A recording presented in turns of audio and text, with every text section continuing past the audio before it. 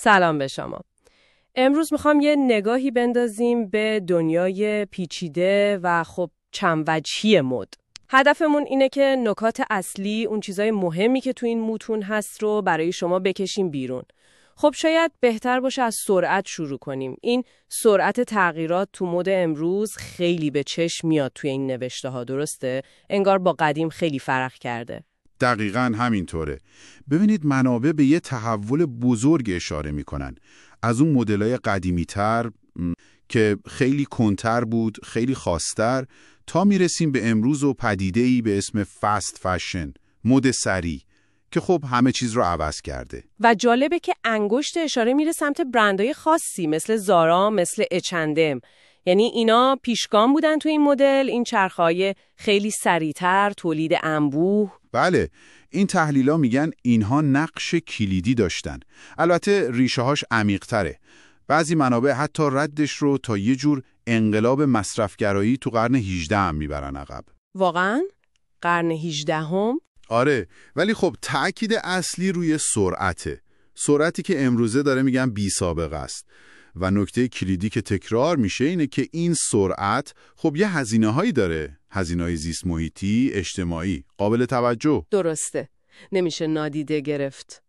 و اینجا انگار نقش رسانه‌های اجتماعی خیلی پررنگ میشه، نه؟ اوه بله. این نوشته ها خیلی رو قدرت اینفلوئنسرها مانور میدن. اینکه سلیقه ها رو شکل میدن. حتی این ایدئال های بدنی، همون بادی گولز که میگن. بله، دقیقاً.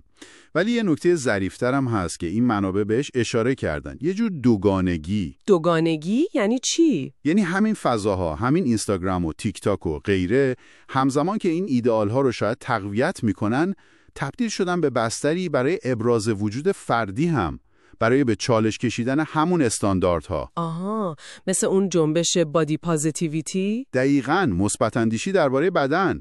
اینا از دل همین فضاها در اومده. این تضاد جالبیه که بهش اشاره شده. خیلی جالبه. در کنار اینا نگرانی‌های زیست محیطی هم خیلی جدی مطرح شده. بله، متاسفانه. خوندن درباره حجم زباله‌های نساجی یا مصرف آب، اونطور که این چکیده ها میگن، واقعاً تکان دهنده است. همینطوره. ارقام خیلی بالاست. و حتی اصطلاح سبزنمایی یا گرین واشینگ، یعنی شرکت‌ها فقط تظاهر می‌کنن به اینکه دوستدار محیط زیستن. بله، که اینم خودش یه مسئله است. اما در مقابلش مفاهیمی مثل مد اخلاقی یا ethical fashion داره اهمیت پیدا میکنه. درخواست برای شفافیت بیشتر. دقیقاً، شفافیت در زنجیره تامین. و اینجا یه سوال کلیدی مطرح میشه که تو این نوشته هم هست و مستقیما شما به عنوان مصرف کننده مخاطبش هستید. چه سوالی؟ سوال چه کسی لباسهای ما رو ساخته است؟ همون هشتگ معروف #who made my clothes. آها، که آدم فکر کنه به پشت صحنه تولید لباسش. دقیقاً، یه جور دعوت به آگاهیه. به نظر میرسه یه نگاهی هم به آینده داشتن این منابع. بحث فناوری اومده وسط. بله، اشاراتی هست. مثلا استفاده از واقعیت افزوده AR برای تجربه خرید یا شخصی سازی بیشتر محصولات. اینطور که از متون برمیاد، این فناوری ها میتونن ابزاری باشن برای حرکت به سمت ایده های بزرگتر، مثل اقتصاد چرخشی. Circular economy. اقتصاد چرخشی یعنی به جای اون مدل خطی تولید کن، بپوش، دور بنداز، دقیقاً، تلاش برای کاهش ضایعات، استفاده مجدد از منابع، یه تغییر پارادایم بالقوه است.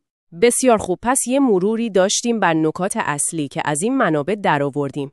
از سرعت سرسام‌آور مد سریع و نقش دوگانه رسانه‌های اجتماعی گرفته تا دغدغه‌های مهم اخلاقی و زیست محیطی و یه نگاهی هم به آینده و نقش فناوری. بله. و حالا شاید یه سوال برای شما که دارید میشنوید باقی بمونه. این که با در نظر گرفتن همه این موارد، سرعت، تاثیرگذاری‌ها، سوالات اخلاقی، انتخاب بعدی شما تو خرید لباس چطور میتونه یه بازتابی از این درک عمیق‌تر باشه؟ این چیزیه که شاید ارزش فکر کردن داشته باشه.